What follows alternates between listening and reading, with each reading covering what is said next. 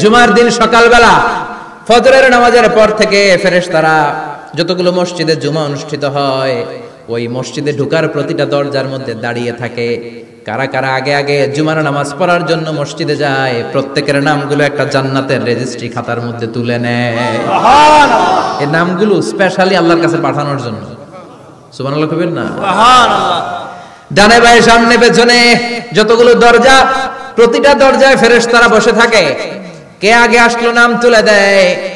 তুলতে তুলতে তুলতে তুলতে খতিব সাহেব যখন খুতবা দেওয়ার জন্য মিম্বারে যেয়ে বসে যায় ফেরেশতারা তাদের খাতা বন্ধ করে তারাও খতিব সাহেবের সামনে জুমার খুতবা শোনার জন্য বসে যায়। পড়েন সুবহানাল্লাহ। প্রথম জুমার দিন জুমার মসজিদে যে ঢুকবে বিশ্বনবী বললেন আল্লাহর রাস্তায় একটা উট কুরবানি দিলে যেই সওয়াব এই সওয়াব আল্লাহ আমলনামায় দিয়ে দেয়। সুবহানাল্লাহ। দ্বিতীয় পর্যায়ে যে ঢুকে বিশ্বনবী বললেন বাকারা গরু কুরবানির সওয়াব পায়। তিন নম্বরে যে ঢুকবে বিশ্বনবী বললেন কাবসা, হাদিসের ভাষায় এসেছে আল কাবাস, কাবাস মানে হলো বকরি, বকরি কুরবানির সওয়াব। চার নম্বরে যে ঢুকবে তার হচ্ছে দাজাজা, দাজাজা মানে মুরগি। পাঁচ নম্বরে যে ঢুকবে বিশ্বনবী বললেন বাইদা, নোয়াখালীরা কয় বয়দা, আমরা কই আন্ডা, কুমিল্লায় কই ডিম। আছে না নাই? আছে। এক দেশের কত ভাষা, এক দেশের গালি আর এক দেশের বুলি। আমরা বলি ছেলে, কুষ্টিয়ায় বলে পুত্র, আরেক জায়গায় গেলে বলে হুত, আরেক জায়গায় গেলে বলে ফোয়া।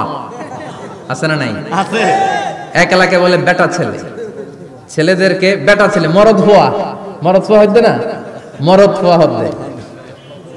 আহা কি ভাষার বৈশিষ্ট্য। তো যেটারে আমরা বলি ডিম, কথা বলে আন্ডা, কথা বলে বয়দা। তো এই বয়দা আল্লাহর রাস্তায় দান করে দিলে যেই সওয়াব, পঞ্চম ব্যক্তি ওই সওয়াব পাবে। এই পাঁচ জনের পরে আর লেখালেখি নাই, বাকিদেরটা নরমাল এন্ট্রি করে সব ফেরেশতারা খুতবা শোনার জন্য বসে যায়। সুবহানাল্লাহ। সুবহানাল্লাহ। তো জুমার দিনে আগে আগে যাবেন তো ইনশাআল্লাহ? সবাই রাজি আছেন? ইনশাআল্লাহ। চিৎকার করে পড়েন ইনশাআল্লাহ। ইনশাআল্লাহ। আলহামদুলিল্লাহ আমরা এই জুমার দিনটাকে রাষ্ট্রীয় ছুটির দিন হিসেবে পেয়েছি, পাইছি না? 1984 সালে হুসাইন মোহাম্মদ এরশাদ সাহেব এই ভালো কাজ করছিলেন। উনি সব করছে জীবনে, স্বৈরাচারীও করছে, ভালো কাজও করছে। ঠিক। তো খারাপটা আর আমরা না বলি, যেটা ভালো এটাই বলি। ঠিক। উনার কারণে আজ অবধি এই 84 থেকে আজ 34 বছর বাংলাদেশের রাষ্ট্রীয়ভাবে সাপ্তাহিক ছুটির দিন কোনটা? আলহামদুলিল্লাহ কইবেন না?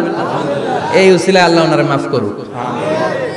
পৃথিবীর অনেক দেশে কিন্তু শুক্রবার ছুটির দিন না। আমি বছরের বেশিরভাগ সময় মালয়েশিয়াতে থাকি। মালয়েশিয়ার সাপ্তাহিক ছুটির দিন রবিবার। খ্রিস্টানদের সাথে অনেক বিজনেস তাদের মেনটেন করতে হয়। তো তারা যদি শুক্রবারে ছুটির দিন করে তাহলে সপ্তাহে 2 দিন ব্যবসা বাণিজ্য কাটা পড়ে যায়। নিজেদের কারণে শুক্রবার বন্ধ, যাদের সাথে বিজনেস ওদের কারণে রবিবার বন্ধ। আমরা আলহামদুলিল্লাহ আল্লাহর দয়ায় পবিত্র দিনটাতে পেয়েছি জুমাবার। আলহামদুলিল্লাহ পড়েন আলহামদুলিল্লাহ। এজন্য বিশ্বনবী বললেন খবরদার এদিনের নামাজ মিস করো না। মান তারাকা সালাসা জুমাইন তাহাউনান, গাফলতি করে টানা 3টা জুমা যে ব্যক্তি মিস করলো, তাবা আল্লাহু ফি কলবিহি, রব্বুল আলামিন ওই লোকটার অন্তরের মধ্যে মোহর মেরে দেয়। ওয়া কুতিবা ফি জুমরাতিল মুনাফিকিন, মুনাফিকদের খাতায় তার নাম তুলে দেয়।